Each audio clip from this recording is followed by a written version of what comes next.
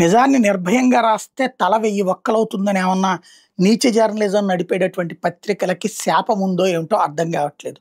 రాజకీయ పార్టీలకి తాబేదారులుగా వ్యవహరిస్తూ నిజాలని సమాధి చేస్తూ అబద్ధాలను పునాదులుగా చేసుకుని మనకి నచ్చిన రాజకీయ పార్టీ వెండి ఏదో పనులు చేసినా కాపాడుకొస్తూ మనకి నచ్చని పార్టీ ఏమీ చేయకపోయినా ఏదో ఒక అభాండాలు వేస్తూ బ్రతికేస్తున్నటువంటి పత్రికల్లో ఈనాడు జ్యోతి అగ్రభాగాన ఉంటే సాక్షి ఏకంగా రాజకీయ పార్టీ పత్రికే. కాబట్టి దాని మీద విమర్శించిన ఉపయోగం లేదు. ఈ రెండిటిది జర్నలిజం అనే ముసుగులో చేస్తున్నటువంటి దుర్మార్గం. ఇప్పుడు పోలవరం ప్రాజెక్ట్ ఎవరిది? జాతీయ ప్రాజెక్ట్. రాష్ట్ర ప్రభుత్వం ఏం చేస్తుంది? ఓ మేస్త్రి పని చేస్తుంది. మేస్త్రే ఇల్లు కట్టించాడు తన డబ్బులతో అని చెప్పేటటువంటి ప్రయత్నం చేస్తుంది.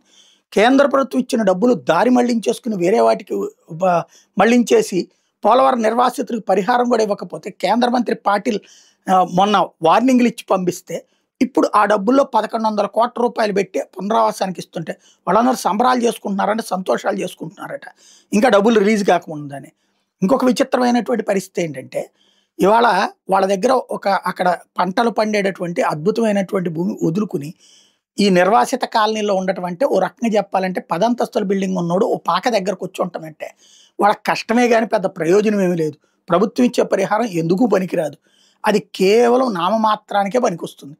అది తెలిసినా వాళ్ళు త్యాగం చేయడానికి సిద్ధపడుతుంటే వాళ్ళకేదో ప్రభుత్వం ఉదార సాయం చేస్తున్నట్టు బిల్డప్ ఎందుకు?